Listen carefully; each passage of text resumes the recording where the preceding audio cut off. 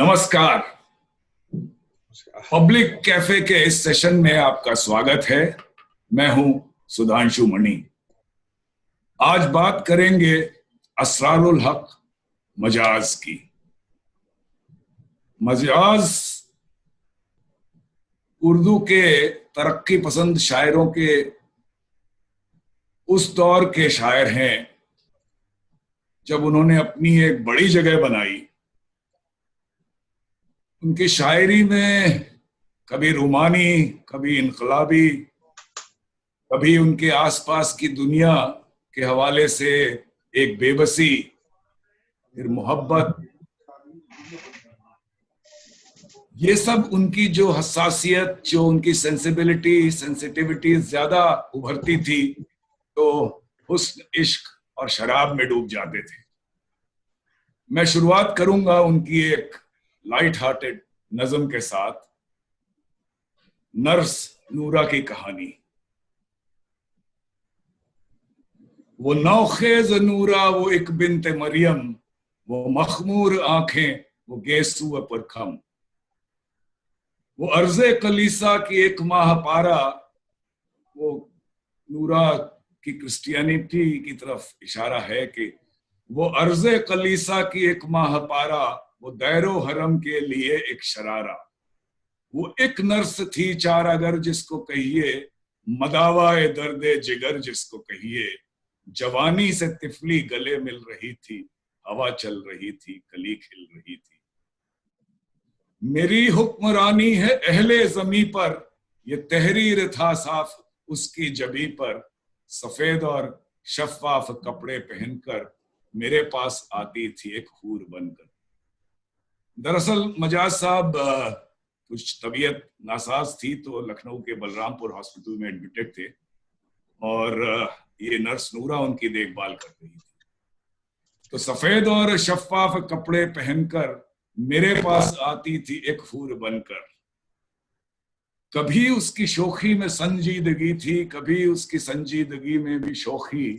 घड़ी चुप घड़ी करने लगती थी बातें, सिरहाने मेरे काट देती थी रातें। अजब चीज थी वो, अजब राज थी वो, कभी सोज थी वो, कभी साज थी वो। सिरहाने नकाहत के आलम से जब आंख उठती, नजर मुझको आती मोहब्बत की देवी। उस वक्त वो एक पैकरे नूर होती, तखय्युल के परवाज से दूर होती। दवा मुझको अपने हाथों पिलाती, अब अच्छे हो हर रोज मुजदा सुनाती। सिरहाने मेरे एक दिन सर झुकाए, वो बैठी थी तकिए पे कोहनी टिकाए। ख्यालात पैहम में डूबी हुई सी, न सोई हुई सी न जागी हुई सी। महक गेसुओं की चली आ रही थी, मेरे हर नफस में बसी जा रही थी। वो आंखों के सागर छलकते हुए से, वो आरिज के शोले भड़कते हुए से। जबी पुरशिकन बेकरार उसकी पलकें, जबी पुरशिकन बेकरार उसकी पलकें, झपटती हुई बार बार उसकी पलकें। मुझे लेटे लेटे शरारत सी सूझी, जो सूझी भी तो किस कयामत की सूझी। जरा और बढ़ के गर्दन झुका ली और लबे लाले अफशां से एक शय चुरा ली। वो शय अब क्या कहूं क्या समझिए, बहिश्ते जवानी का तोहफा समझिए। मैं समझा था मुझ पे बिगड़ जाएगी वो, हवाओं से लड़ती है लड़ जाएगी वो। मैं देखूंगा उसके बिफरने का आलम, जवानी का गुस्सा बिखरने का आलम। इस हर दिल में एक शोरे महशर बपा था, मगर उस तरफ रंग ही दूसरा था। हंसी और हंसी इस तरह खिलखिलाकर कि शमय हवा रह गई झिलमिलाकर। फिर वो ठीक होके घर चले जाते हैं। नहीं जानती है मेरा नाम तक वो, पर भेज देती है पैगाम तक वो। ये पैगाम आते ही रहते हैं अक्सर कि किस रोज आओगे बीमार होकर। तो नाजरीन, ये तो एक लाइट हार्टेड एग्जाम्पल उनकी शायरी का आपके सामने रखा मैंने। पर अगर मजाज को ठीक से समझना है तो जोश मलिहाबादी ने उनके बारे में क्या कहा, वहां से शुरुआत करेंगे। वैसे तो मौत के बाद की बात, इससे शुरुआत करना शायद बेअदबी लगे, लेकिन ये जरूरी है कि इससे मौजू हमारा थोड़ा खुलेगा। तो मैं पढ़ता हूं। प्रोफेसर साहब आपके पास आएंगे तो जोश साहब कहते हैं कि मर्ग मजाज की खबर ने दिल को बर्बाद करके रख दिया। मेरा ख्याल था कि ये चिराग जो मुझ नामुराद ने जलाया था, मेरे बाद मजाज इसको रोशन रखेगा और मजीद रोगन डाल के इसकी लौ को उकसाएगा। और भी चिराग, और भी, और इससे, इस चिराग से सैकड़ों नए चिराग जलते चले जाएंगे।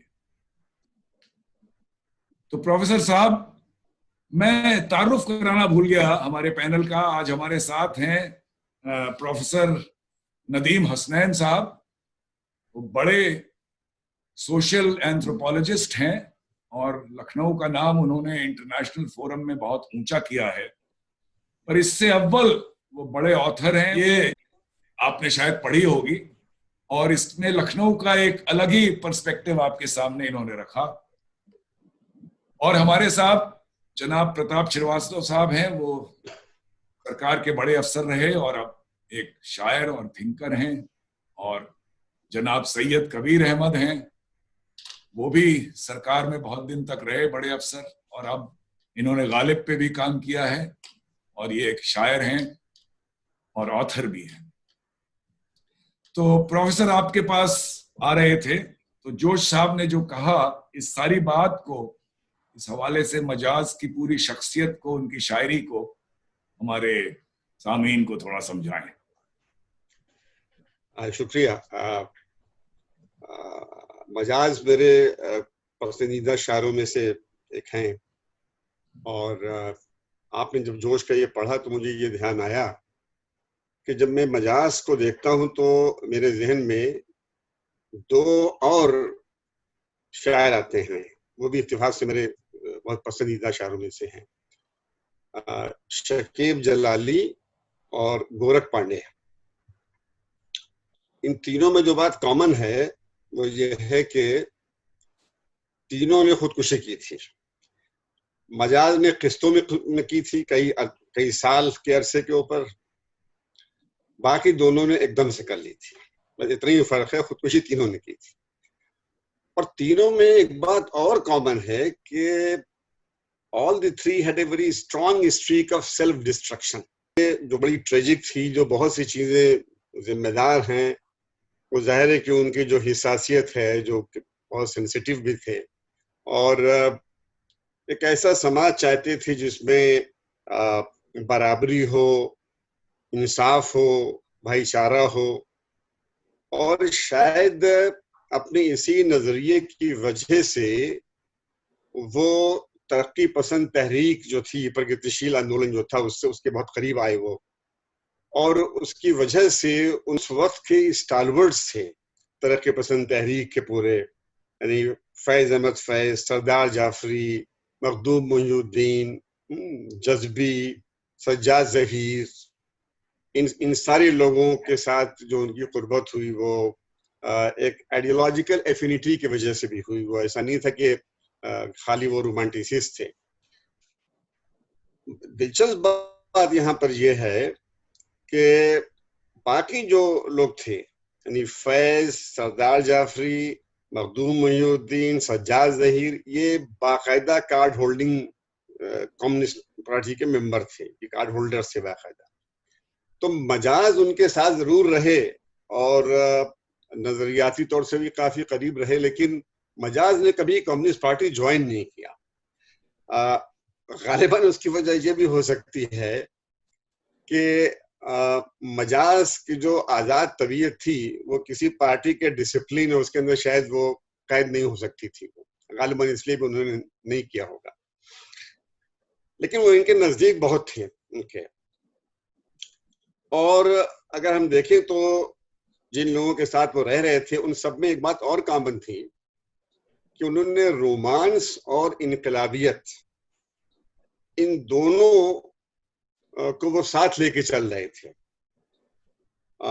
बल्कि उसमें मखदूम मोइनुद्दीन का जिक्र अगर किया जाए, जो बहुत करीब थे मजाज से, हैदराबाद से थे, तेलंगाना से, जो तेलंगाना मूवमेंट के हीरो के तौर पर जाने जाते हैं। और हैदराबाद में जो कम्युनिस्ट पार्टी का जो ऑफिस है कई मंजिला, उसमें उसका नाम ही है मखदूम भवन वहां पर। लेकिन उसी के साथ साथ जो उनकी रूमानियत थी उसने मजबूर किया बहुत से लोगों को कि उनको वो कीट्स के साथ रखें वो, और उर्दू शायरी का कीट्स। और जब हम ये कहते हैं तो हमको लखनऊ के एक बहुत बुजुर्ग शायर गुजरे हैं, असर लखनवी, जो 1960 या 70 के दशक में उनका इंतकाल हुआ था। और वो पूरे प्रोग्रेसिव मूवमेंट के सख्त खिलाफ थे, लेकिन मजाज को बहुत चाहते थे। तो उन्होंने जब मजाज इनके सबके साथ जुड़ गए, बहुत करीबी से जुड़ गए, तो उन्होंने एक बड़ा तारीखी कमेंट किया जो हम लोग अक्सर कोट करते हैं असर लखनवी ने मजाज के ऊपर, कि उर्दू शायरी में भी एक कीट्स पैदा हुआ था, लेकिन उसको तरक्की पसंद भेड़िए उठा ले गए। ये जो उनका कमेंट है ये इतना दिलचस्प है उनका कमेंट ये। तो अगर आप देखें मजाज की जो इनकलाबियत और बाद में जो जिस तरह से ट्रेजिक एंड होता है, उन दोनों को साथ रख के ही हम समझ सकते हैं। एक मजाज वो हैं जो ये कह रहे हैं कि तू इनकलाब की आमद का इंतजार न कर, जो हो सके तो अभी इनकलाब पैदा कर। जो मजाज ये कह रहे हैं कि तेरे माथे का यह आंचल बहुत ही खूब है, लेकिन तो इस आंचल से एक परचम बना लेती तो अच्छा था। तो इस तरह से जो हम देखें कि जो उनकी जो पूरी जो नजरिया था उनका, सियासी और समाजी जो नजरिया था, और जिस तरह से बात की उनकी जिंदगी हुई, और जितनी ट्रेजडीज हैं उसके साथ, जो उनकी पर्सनल लाइफ थी, जाहिर है कि उसमें उनका जो अल्कोहलिज्म, उनके बड़े जो शॉकिंग इंसिडेंट्स थे वो सब, उनका एक फेल्ड रोमांस, उनका, ये सारी चीजें अगर हम देखें तो हमको यकीन नहीं आता कि ये वही मजाज हैं जो बाद में ये कह रहे हैं अपने आखिरी दिनों में कि मेरी बर्बादियों का हम नशीनों, तुम्हें क्या खुद मुझे भी गम नहीं है। जब ये कहते हैं कि रोए ना भी अहले नजर हाल पर मेरे, होना है अभी मुझको खराब और ज्यादा। हैरत होती है वो मजाज और ये मजाज, ये जो पीरियड जो था ये, और जिस तरह से वो गए, जिस तरह से वो रुखसत हुए जहां से, बड़ा अजीब ये लग रहा है किन हालात में वो इस दुनिया से गए। और गालिबन कैफी आजमी का ये शेर बिल्कुल उनके जो जिन ट्रेजिक हालात में उनकी डेथ हुई उसके ऊपर शायद बिल्कुल साबुत उतरता है बिल्कुल, कि रहने को सदा दहर में आता नहीं कोई, रहने को सदा दहर में आता नहीं कोई, तुम जैसे गए वैसे भी जाता नहीं कोई। तो जिस तरह से मजाज गए यहाँ से, वैसे भी कोई नहीं जाता। जी, तो श्रीवास्तव साहब, आपके पास आएंगे इसी बात को आगे बढ़ाते हुए। ये खालिस इश्किया शायरी और उसके साथ रोजमर्रा की जिंदगी के भी पहलुओं को समेटना, उसकी बेबसी, और फिर इनकलाबी शायरी। ये भी कहा किसी ने कि शायद फैज ने कि और इनकलाबी शायरों की तरह मजाज जो है वो इस सोशल रेवोल्यूशन को गरज के नहीं बताता है बल्कि गा के बताता है। तो आपके पास आएंगे इस हवाले से, और हमारे दर्शकों के लिए आप अपने ख्याल रखें। शुक्रिया। ये मेरे ख्याल से मजाज में इनकलाबियत हावी थी, मतलब दोनों चीजें थी, रोमान भी था और इनकलाबियत भी थी। और इनकलाबी लेकिन उनकी शायरी में मुझे कम से कम हावी दिखती है। वो रोमानियत कोई कम नहीं थी, पर रोमानियत तो ऐसा है कि अवध में, वो रुदौली में पैदा हुए थे, तो ये अवध के ऐसे कस्बे हैं, रुदौली है, दरियाबाद है, काकोरी है, वहाँ की हवा पानी कुछ ऐसा है कि लोगों की आम बोलचाल और उसमें ही शायरी झलकती रहती। तो वो हो जाना कोई बड़ी ताज्जुब की बात नहीं है, पर उनका जो नेचर के ऊपर जो उनका डिस्क्रिप्शन है बहुत खूबसूरत है। जहाँ जहाँ आप आया है, एक रात और रेल करके एक है, उनकी उसमें वो रेल को कैसे अपनी हमारी जिंदगी से जोड़ते हैं, बहुत वो अच्छा है उसमें। तो वो सब था, लेकिन वो इम्पैथी का जो चक्कर है, ये संवेदना बहुत तगड़ी थी और उसने उनको बहुत झिझोड़ के रखा हुआ था, जिससे कि वो इंकलाब की तरफ ज्यादा झुक गए। और शायरी शायद इसीलिए हुई। और जैसा कि अभी प्रोफेसर साहब ने भी कहा कि शायद कोई फेल्ड रोमांस भी था, तो उस सब का नतीजा ये होता है कि आदमी पहले तो एक डिस्पेयर में जाता है, दुख में जाता है, और फिर बढ़ते बढ़ते वो एक जुनून और दीवानापन तक ले जाता है। बाद में उनको कुछ ऐसी तकलीफें भी हुई कि अस्पताल वगैरह भी जाना पड़ा इसी जुनून के पीछे। तो एक तरह से कहा जाए कि ही थ्रू हिज लाइफ अवे, मतलब उन्होंने शायरी तो की पर अपनी जिंदगी की कोई परवाह नहीं की। लोगों ने उनको बहुत समझाया किया, लेकिन फिर भी वो उन्होंने उसको नहीं बदला, क्योंकि वो एक जगह जैसे कहते हैं कि बहुत कुछ और भी है इस जहां में, बहुत कुछ और भी है इस जहां में, ये दुनिया महज गम ही गम नहीं है। बहुत मुश्किल है दुनिया का संवरना, तेरी जुल्फों का पेचो खम नहीं है। तो ये जो प्रॉब्लम्स ऑफ इनइक्वालिटी, इनजस्टिस, ये जो चारों तरफ उनको हर समय दिख रही थी, उसकी वजह से ये सब कहते हैं। वो कॉन्शियस इस बात के भी थे कि अपनी हमारा काम एक शायर का और तरक्की पसंद उसका कि समाज को हम तरक्की आगे बढ़ाएं। तो उनका, इनकी एक गजल है, मुझे बहुत पसंद है, वो छोटी सी है, उसमें वो कहते हैं मक्ते में कि जमाने से आगे तो बढ़िए मजाज, जमाने से आगे तो बढ़िए मजाज, जमाने को आगे बढ़ाना भी। मतलब ये बात मुझे उनकी बहुत पसंद आई थी। तो यही है। और लोग तो उनसे कहते रहे कि अपने आप को संभालो, तो उस पर एक लतीफ़ा भी है, वो भी सुना देता हूँ कि उन्होंने, जोश साहब ने उनसे कहा कि भाई मजाज तुम देखो, इतना मत पिया करो, तुम मुझको देखो, मैं घड़ी रख के पीता हूँ, शाम को जब बैठता हूँ पीने तो एक सामने एक टाइम पीस रख लेता हूँ, और तो उससे जब वक्त हो जाता है तो उठ जाता हूँ जाके। तो मजाज ने जवाब दिया, साहब मैं तो घड़ा रख के अगर मुझको हो, ये चॉइस हो तो घड़ा रख के पीऊँ। तो घड़ी और घोड़ा का उन्होंने जो मिलाया, तो वो एक अच्छा एक लतीफा बन गया। पर बात यही है कि हाँ, मैं तो उनको इनकलाबी शायरी ज्यादा समझता हूँ। जी, बहुत बहुत शुक्रिया। कबीर साहब, आपके पास आएंगे। एक बड़ा सिग्निफिकेंट पार्ट उनकी जिंदगी और शायरी का रहा अलीगढ़ यूनिवर्सिटी में, और बड़े किस्से हैं। लोग ये भी कहते हैं कि तमाम लड़कियां उन पे जान छिड़कती थी।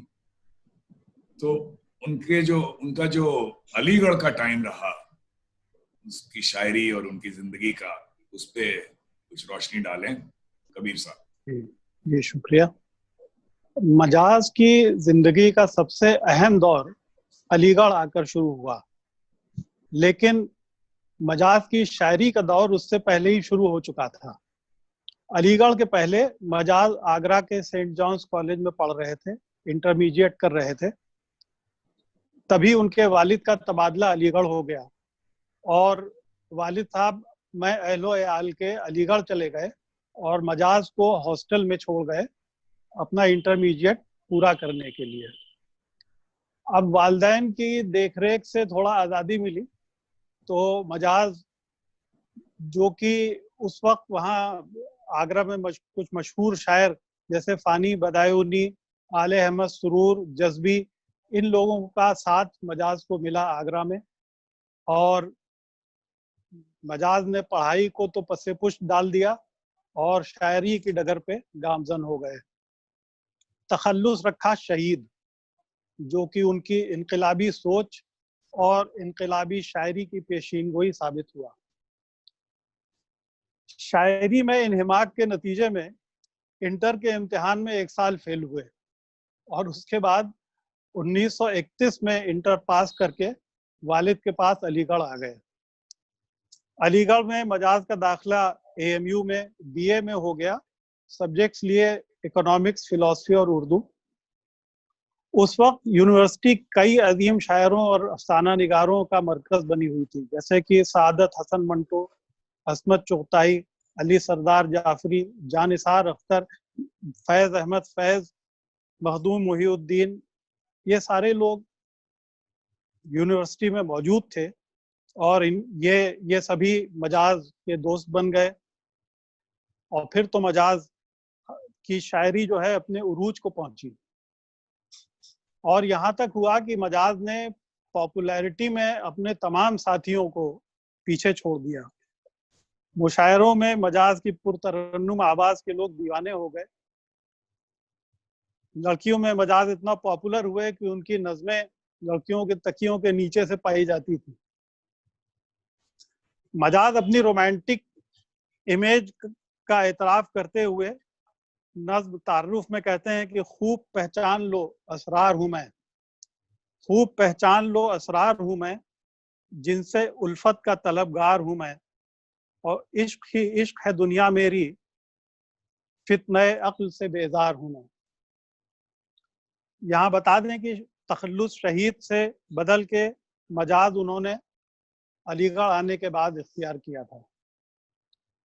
अब ये वो ज़माना था कि जब आज़ादी की मुहिम तेज से तेज़तर होती जा रही थी और नौजवान तबका बढ़ चढ़ कर इस मुहिम का हिस्सा बन रहा था। शायरी पर भी इस माहौल का असर हुआ और इनकलाबी शायरी ने जोर पकड़ा। मजाज की शायरी में भी इनकलाबी रंग उभर कर आया। वतन की आज़ादी के ख्वाब को किस खूबी से बयान किया है कि कोहसारों की तरफ से सुर्ख आंधी आएगी, कोहसारों की तरफ से सुर्ख आंधी आएगी, जा बजा आबादियों में आग सी लग जाएगी, और इस रंगे शवक में बाहजारों आबताब जगमगाएगा वतन की हुर्रियत का आफताब। एक ट्रेन की के बारे में श्रीवास्तव साहब ने अभी जिक्र किया, रात और रेल, बहुत ही अच्छी उनकी एक ये नज्म है जिसमें उन्होंने एक ट्रेन को इनकलाबी रंग किस खूबसूरती के साथ पहनाया है, सुनने लायक है। उसके कुछ अशार इस तरह से हैं कि फिर चली है रेल स्टेशन से लहराती हुई, नीम शब की खामोशी में जेर लब गाती हुई। और उसके बाद कुछ चंद अशार हैं और फिर इनकलाबी अशार शुरू हो जाते हैं कि छेड़ती एक वज्द के आलम में साजे सरमदी, गैस के आलम में मुंह से आग बरसाती हुई। याद रहे कि ये स्टीम इंजन का ज़माना था, तो ये बहुत अच्छी इन्होंने नक्काशी की है। एक एक हरकत में अंदाजे बगावत आश्कार, अज़मत इंसानियत के जमजमे गाती हुई। अलीगढ़ और मजाज का जिक्र बिना मजाज की नजर अलीगढ़ के अधूरा है। 1935 में मजाज ने ये नज्म लिखी और जब इसे यूनियन हॉल में सामाईन के सामने पढ़ा तो नज्म के कुछ अशार वहाँ पर मौजूद pro vice chancellor A.B. Ahmed Halim Sahab को ज़रा ज़्यादा ही इनकलाबी लगे और वो नज्म को बीच में ही रोक कर उठकर चले गए। लेकिन नज्म इतनी पॉपुलर हुई कि एडमिनिस्ट्रेशन की नाराज़गी के बावजूद वहाँ के स्टूडेंट्स इसको याद किए रहे, इसको पढ़ते रहे, गुनगुनाते रहे। और एक अरसा बीत गया जब doctor Zakir Hussain vice chancellor थे अलीगढ़ यूनिवर्सिटी के सन 48 से 56 तक। उसी दौरान एक बार वाइस चांसलर ने इस बात पर अफसोस जाहिर किया कि यूनिवर्सिटी का अपना कोई तराना नहीं है। बस फिर क्या था, वहाँ के स्टूडेंट्स इस काम पर लग गए और जनाब इश्तियाक अहमद खान जो उस वक्त एक B.Ed के स्टूडेंट थे, उन्होंने इसकी धुन बनाई और बिलाखिर 17 अक्टूबर सन 1954 को नजरे अलीगढ़ को तरानाए यूनिवर्सिटी का तराना बनने का शर्फ हासिल हुआ। तो आइए यूनिवर्सिटी के तराने की एक ऑडियो क्लिप सुनते हैं।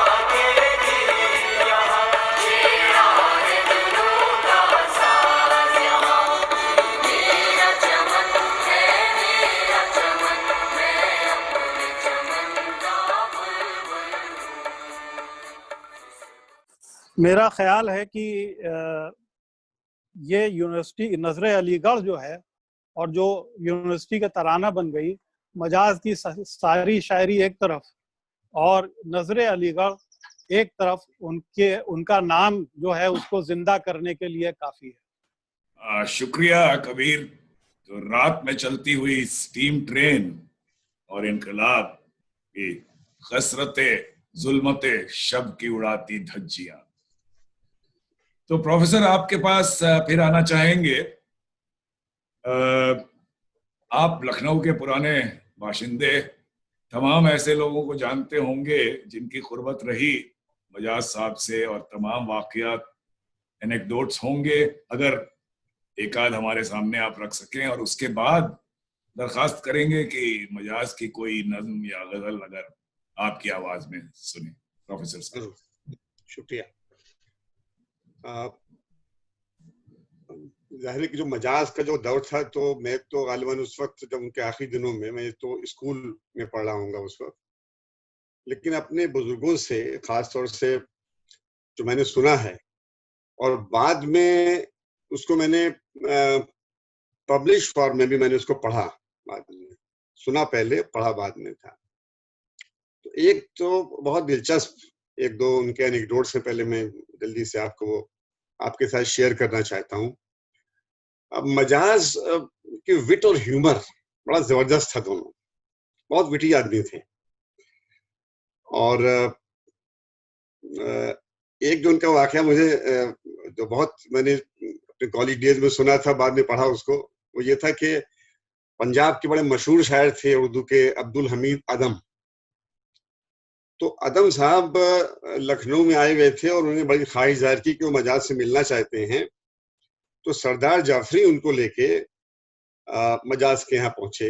यही न्यू हैदराबाद में वो रहा करते थे, घर में निशादगंज के पास।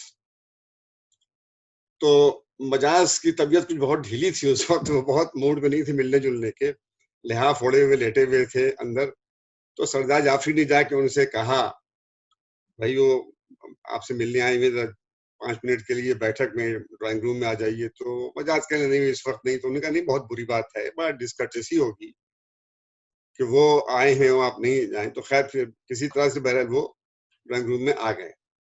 तो अब सरदार जाफरी ने वो बाज़ाब्ता तारुफ जो होता है फॉर्मल, वो उनका कराया कि आपसे मिलिए, आप हैं पंजाब के और उर्दू के मायानाज शायर अब्दुल हमीद अदम। अदम जो थे वो बड़ी स्टर्डी, खालिस पंजाबी, बिल्कुल लहीम शहीम। मजाज ने उनको देखा और कहा कि जब अदम ये है तो वजूद क्या होगा इनका। अदम होती है एब्सेंस या नॉन एग्जिस्टेंस, और वजूद का जब अदम ये है तो वजूद क्या होगा। ये उनकी विट है उनकी। ये एक एनेक्डोट जल्दी से मैं आपको और शेयर करना चाह रहा हूँ। जो मजाज साहब के करीबी दोस्त थे उन्होंने मुझे ये बताया था, लेकिन उसका ताल्लुक हालांकि हैदराबाद से है, लेकिन मुझे आप इजाजत दें कि मैं उसको उस वक्त यहाँ पे शेयर करूँ आपके साथ।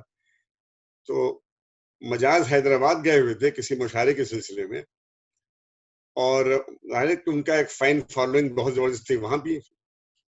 तो एक साहब जो उनके बड़े आर्डेंट फैन थे वो उनसे मिलने के लिए आए, और उन्होंने ये उनसे दरखास्त की कि मेरी बेटी की शादी की तकरीब है, इसमें आप तशरीफ लाते तो मुझे बड़ी खुशी होती।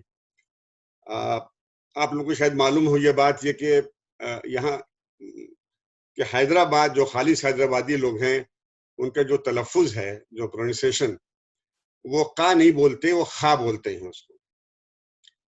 तो यहाँ मेरा कोई मकसद मजाक उड़ाना नहीं है, हर रीजन में अलग अलग तलफ़ुज़ होता है, लेकिन यहाँ पर उसकी विट जो है वो बड़ी इंटरेस्टिंग है। तो उन्होंने कहा कि मेरी बेटी की शादी की तकरीब है, उसमें आप आइए कल, मुझे बड़ी खुशी होगी। अब उर्दू में तकरीब कहते हैं डिस्ट्रक्शन को, और तकरीब जो है वो सेरेमनी है।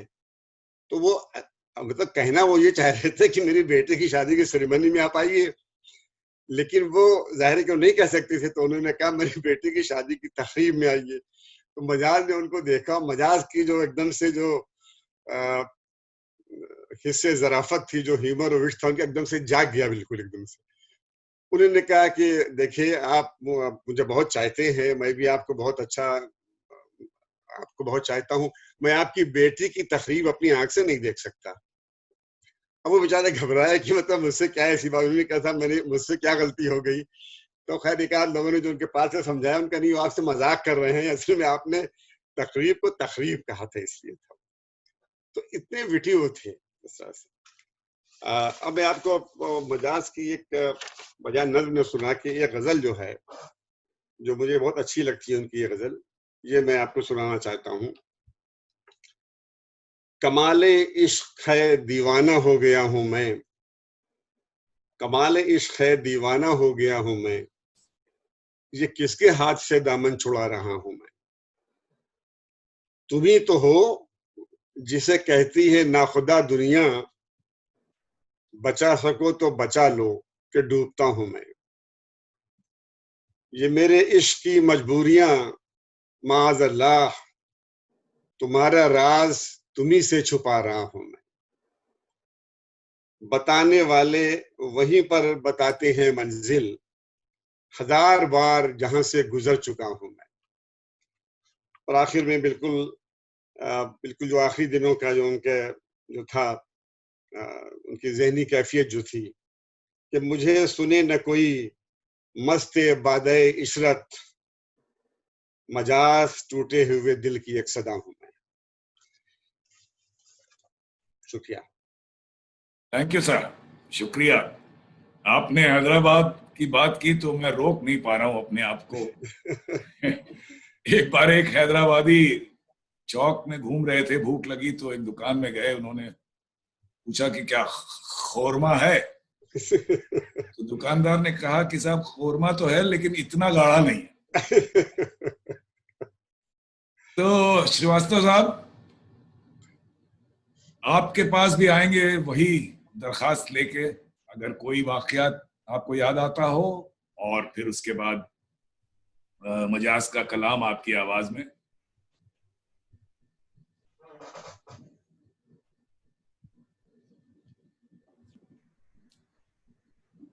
वाकयात मैंने तो जो कुछ पढ़े हैं वही कुछ याद आते हैं। तो एक वो भी अच्छा है कि एक साहब ने उनको फिर उनके शराब पीने पे उनको एडवाइस देने चले आए, तो उन्होंने कहा कि भाई देखो मजाज इतना मत पिया करो, ये ठीक नहीं है। नहीं, उन्होंने ये कहा कि शायर लोग बहुत पीते हैं, ये बड़ी खराब बात है। उन्होंने आप तो नहीं शराब पीते हैं? तो मजाज इनका जी नहीं, मैं तो नहीं पीता। तो फिर उसने कहा वो सिगरेट पीते होंगे? इनका जी नहीं, मैं सिगरेट भी नहीं पीता हूँ। अच्छा, तो मतलब कि आप में कोई भी ऐब नहीं? कि नहीं साहब, एक ऐब है कि मैं झूठ अक्सर बोलता हूँ। तो ये कह के उन्होंने बात को काट दिया। और मजाज का जिक्र चले और आवारा न सुनाई जाए तो वो भी ठीक नहीं लग रहा था मुझे। जी बिल्कुल बिल्कुल। तो आवारा और अगर आपकी महफिल के अदब के खिलाफ ना हो तो उसको तरन्नुम में मैं कोशिश करता हूँ कि उसको बिल्कुल साहब, वेलकम। शहर की रातों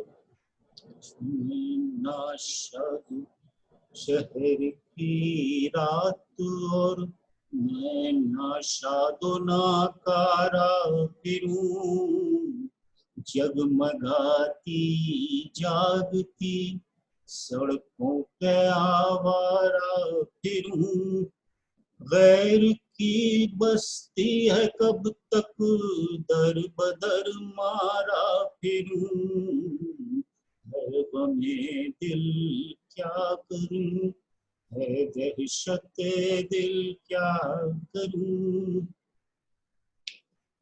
आप बंबई में अगर आपने कभी देखा हो कि मरीन ड्राइव को अगर ऊपर मालाबार हिल से देखा जाए तो उस पर एक माला सी लगती है।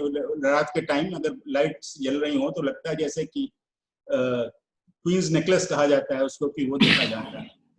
तो मुझको ये अगला जो बंद है वो सुन के ये लगा कि शायद उन्होंने उसके ऊपर कहा है। बाद में पता चला कि वो बम्बई तब तक गए ही नहीं थे जब उन्होंने नज्म लिखी थी। पर तसव्वुर का कमाल है कि वो उन्होंने ये बात ये लिखी, झिलमिलाते कुमकुमों की राह में जंजीर सी, रात के हाथों में दिन की मोहिनी तस्वीर सी, मेरे सीने पर मगर रखी हुई शमशीर सी, है गमे दिल क्या करूं, है वहशत दिल क्या करूं। तो ये सब अब फ्रस्ट्रेशन उनका बढ़ रहा है इसमें, तो मैं छोड़ के सुना रहा हूँ, ये नज्म तो तवील है। तो रात हंस हंस कर ये कहती है कि मैं खाने में चल, फिर किसी शहनाज़े लाला रुक के काशाने में चल, ये नहीं मुमकिन तो फिर ऐ दोस्त वीराने में चल। ऐ गमे दिल क्या करूं, ऐ बेशक़े दिल क्या करूं। और उसी दुख के उसमें डिस्पेयर में उनको हर चीजें जैसे जर्द, जो कलर भी है उनको जर्द दिखता है, पीला दिखता है, तो हर चीज का उन्होंने डिस्क्रिप्शन किया है उसमें, इस बंद में। एक महल की आड़ से निकला वो पीला माहताब, जैसे मुल्ला का अमामा, जैसे बनिए की किताब, जैसे मुफलिस की जवानी, जैसे बेवा का शबाब। मैं गमे दिल क्या करूं, मैं वहशते दिल क्या करूं। और फिर उसमें वो गुस्सा आ जाता है उसको, तो वो उसको भी उन्होंने अच्छा बयान किया है। जीने आता है ये मुर्दा, चांद तारे नोच लूं, इस किनारे नोच लूं और उस किनारे नोच लूं। एक दो का जिक्र क्या, सारे के सारे नोच लूं।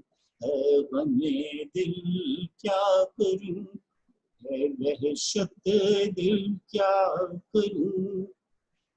बढ़ के उस इंदर सभा का साजो सामा फूंक दूं, उसका गुलशन फूंक दूं, उसका शबिस्तां फूंक दूं।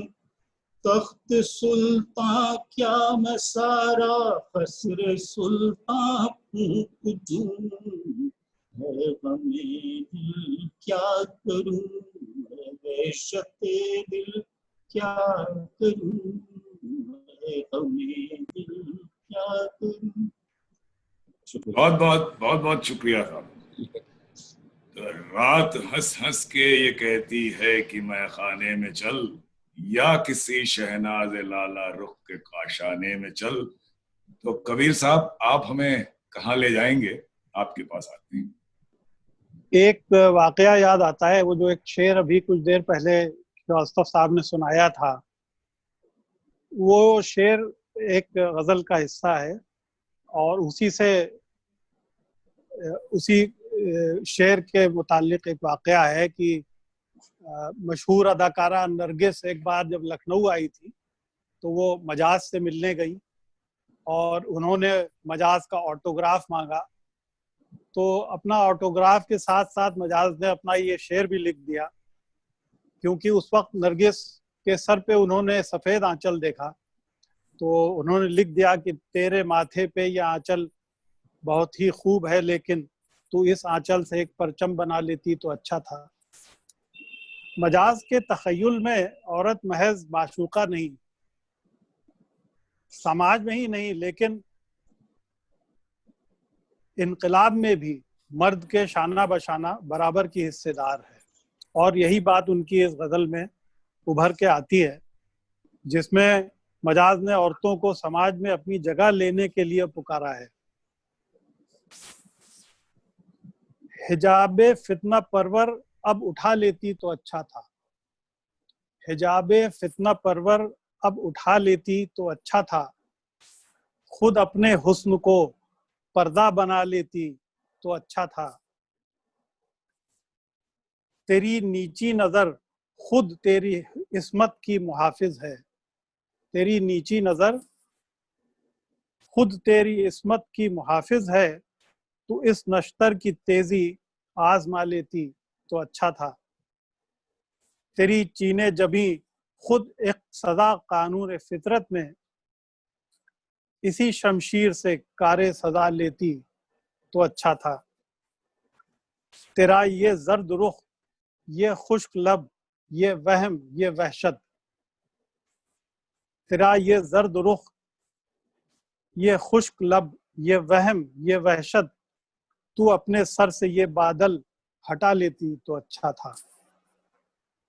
और तेरे जेरे नगी घर हो, महल हो, कस्र हो, कुछ हो, तेरे जेरे नगी घर हो, महल हो, कस्र हो, कुछ हो, मैं ये कहता हूँ तू अर्जो समा लेती तो अच्छा था। आया है दुश्मनों के खंजरों पर खून के धब्बे, आया है दुश्मनों के खंजरों पर खून के धब्बे, उन्हें तू रंग आरिस से मिला लेती तो अच्छा था। और सनाने खींच ली हैं सर फिरे बागी जवानों ने, तू सामाने जराहत अब उठा लेती तो अच्छा था। और आखिर में वही शेर कि तेरे माथे पे ये आंचल बहुत ही खूब है, लेकिन तू इस आंचल से एक परचम बना लेती तो अच्छा था। अलीगढ़ ने एक अजीम शायर का उरूज देखा, तो वहीं पर लखनऊ ने उसी शायर का जवाल बड़े रंज और अफसोस के साथ देखा। वही दोस्त जो मजाज के गम गलत करने में उनके साथी थे, उन्हीं की लापरवाही मजाज की मौत का बहाना बन गई। मजाज के शुक्रिया इंतकाल के कबीर। जी हाँ बोले बोले। हाँ, मजाज के इंतकाल के बाद उनके कागजात में कुछ अशार पाए गए, जो कि गालिबन उनके आखिरी अशार हैं, तो मैं सुनाना चाहता हूँ। दिले खूं गश्ते जफा पे कहीं अब करम भी गराना हो जाए, दिले खूं गश्ते जफा पे कहीं अब करम भी गराना हो जाए, इश्क क्या क्या न आफतें ढाए, होश गर मेहरबाना हो जाए।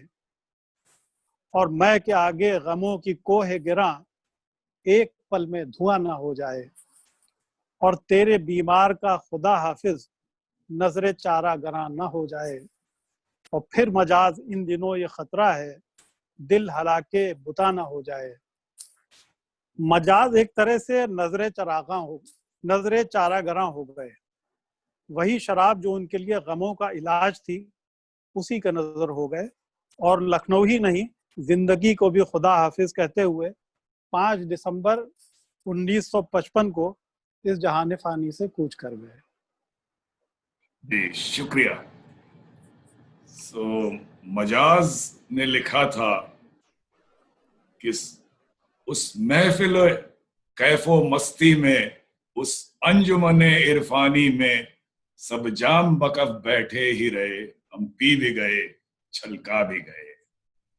ये रंग बहारे आलम है, क्यों फिक्र है तुझको ऐ साकी, महफिल तो तेरी सूनी न हुई, कुछ उठ भी गए कुछ आ भी गए। तो महफिल तो सूनी नहीं हुई और बहुत लोग आ भी गए, लेकिन मजाज तुम्हारी जगह न कोई ले पाया है न कोई ले सकेगा। प्रोफेसर साहब, श्रीवास्तव साहब, कबीर साहब, आपका बहुत बहुत शुक्रिया कि हमारे प्रोग्राम के साथ आप जुड़े। अगले ट्यूसडे को फिर हाजिर होंगे आर्ट कल्चर या लिटरेचर का कोई नया पहलू लेके। बहुत बहुत शुक्रिया। नमस्कार।